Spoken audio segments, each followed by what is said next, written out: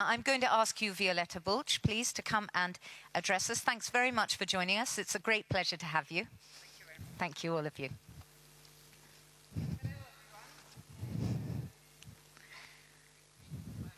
I think your microphone will come on. Okay, now it works.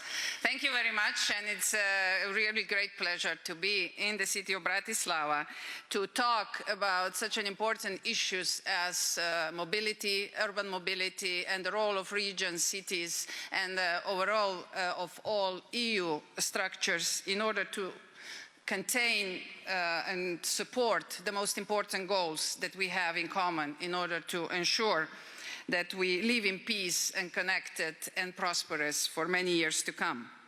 So Bratislava is for me a good example because this is the city that is known for its investments in clean mobility, especially in clean buses.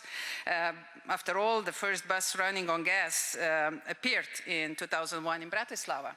So I hope you're going to continue leading the way in this segment. But let me point out just briefly to make my statement even stronger is why I'm so much interested in this topic and why I think we need to address it in a very systemic, comprehensive, but at the same time dynamic way. First of all, cities today represent 70% of all population in EU and they generate 80% of GDP. Even though we've heard that the GDP is declining, I believe that it's still one of the relevant elements that show us where to focus. But at the same time, they are very, very important for the development of also rural areas, and we will have to put a lot of attention also to this particular connectivity between rural areas and the cities, and this is exactly where transport plays an important role. Everybody agrees that we are in a phase of transformation, but this is nothing new. The whole life, the whole earth is constantly in the dynamic stage, and if we thought that we're going to be exempt from that, we were wrong. So in spite of having quite a prosperous lives, we need to acknowledge that the world is changing. And we need to go along with it, and I love the feeling that I can co-create it. And that's why it's so important that we speak about this subject that are elements of dynamics that we are creating, and that's why it's so important that we get engaged on those topics. And let me point out just few of the huge changes that are making a big, that are presenting a big driving force for transport. We see a complete different shift in the way how we see demand and supply. We were used to supply-driven economy. Today we are in demand-driven economy. What does that mean for transport? At the same time, we were very much in a concept of value chains. They no longer exist. Today, we are already fully engaged in value networks, in ecosystems, in platforms. They are completely reshaping the role of different stakeholders. And of course, transport being one of the driving infrastructures, we need to understand these changes and we need to adapt our planning and we need to adapt our focus. So you can see on the screen what are, for me and my teams right now, the core driving elements in a content-wise, and what do we have in mind whenever we do any kind of legislative act or any other activity on a level of EU. We have to be very much aware of these 6 core drivers: decarbonization, digitalization, globalization, people-driven solutions, and of course, innovation and investments of the core tools in order to get the other ones manifested.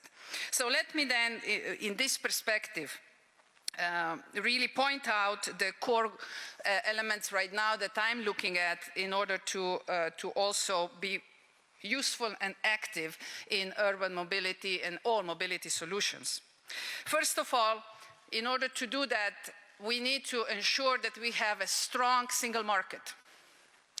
Single market means that we can exercise economy of volume and economy of scale. And it means that we can really use diversity that EU has in order to boost the innovation.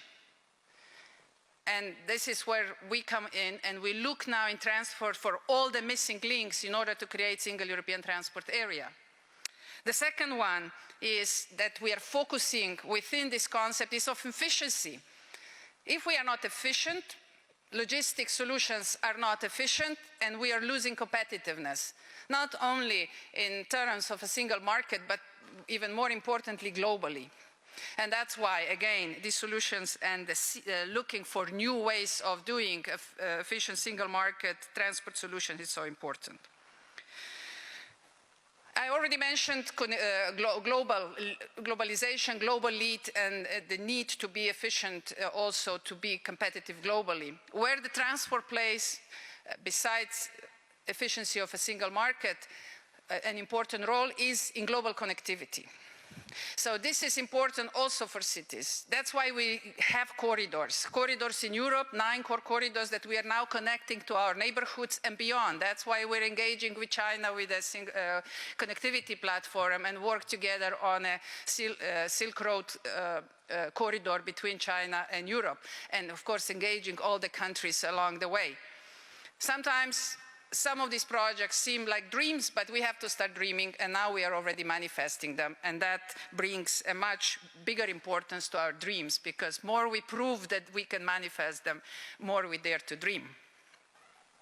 And of course, one of the core challenges right now is when with this diversified, horizontally engaged world, we see that connectivity is not only transport, it's not only digital, it's not only energy, but it's all this together.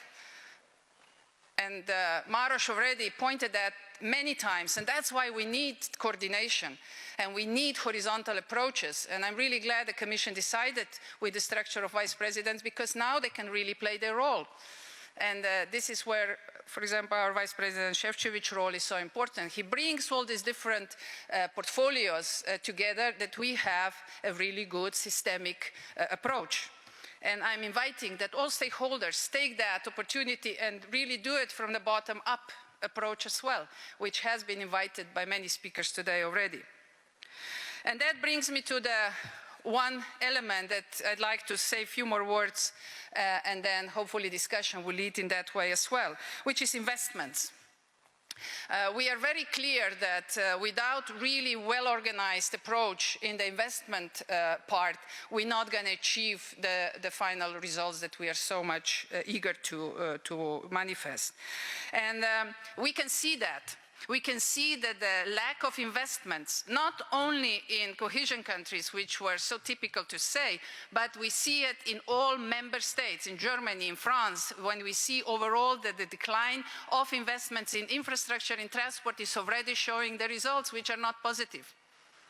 We see that the cohesion countries actually in opposite use the cohesion money well, and they are actually improving their infrastructure conditions, but it's not there yet to be really competitive and to be really able to use integrated solutions and to bring really effective integrated logistics systems on board.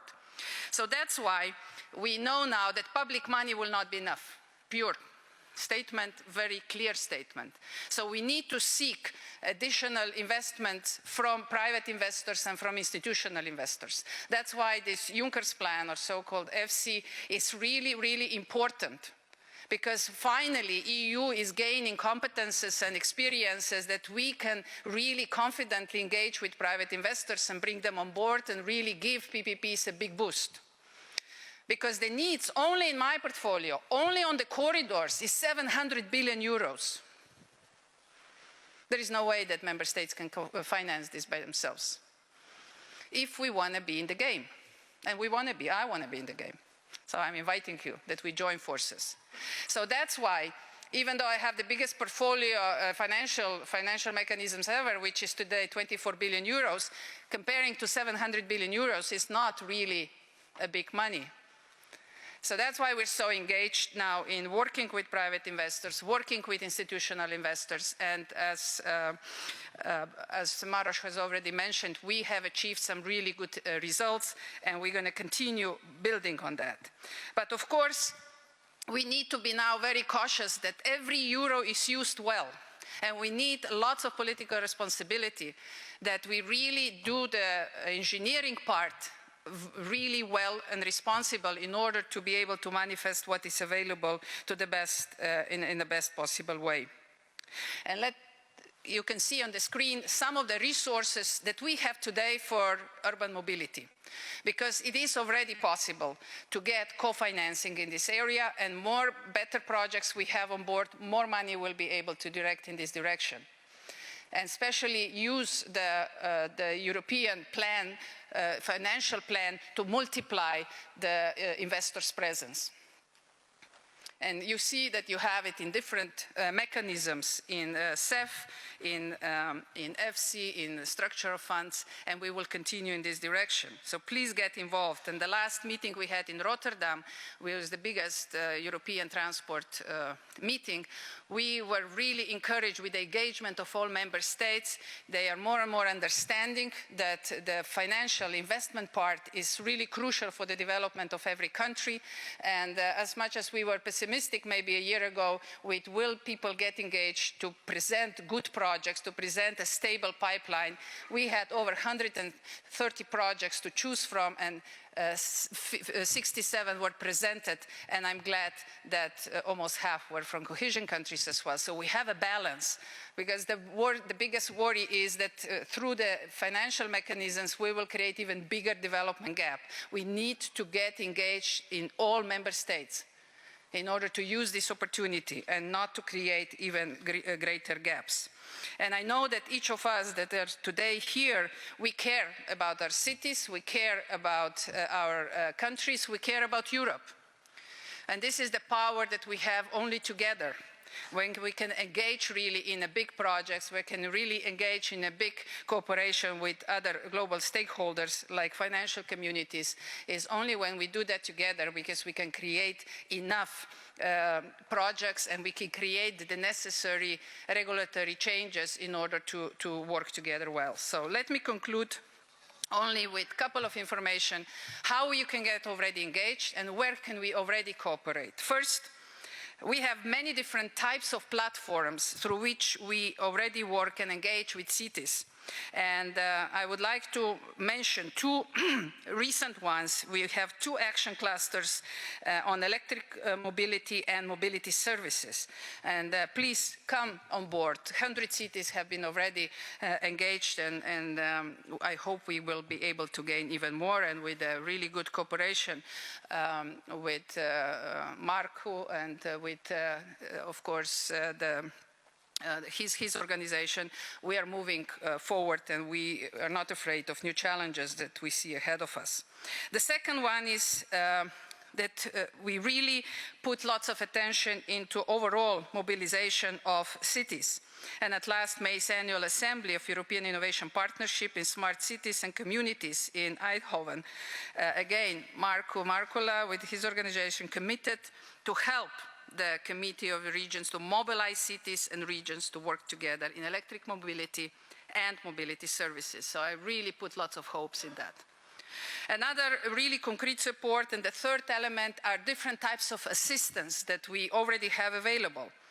There are different types of technical assistance through my DG Move services, through the hub for FC investment, but Elena Technical Assistance Facilities also extended its support not only to energy project, but now, from now on, also to transport project. And you know this service, and please use it, because we want to make sure that the projects are of a high quality.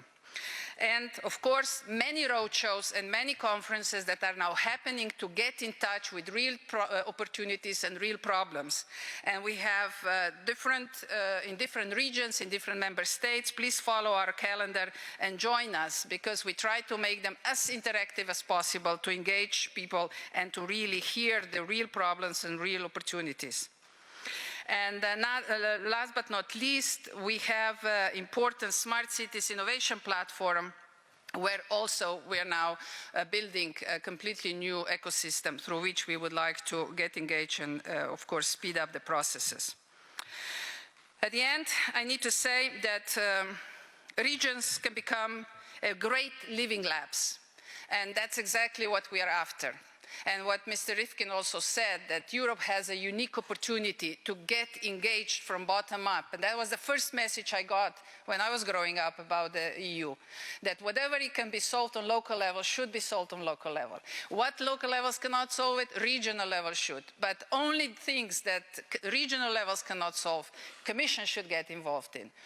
And let's do, all of us, our work, and we will really be able to cooperate well in the future, and we will move forward a strong and very future-oriented and unity that is able to deliver what people need. Thank you.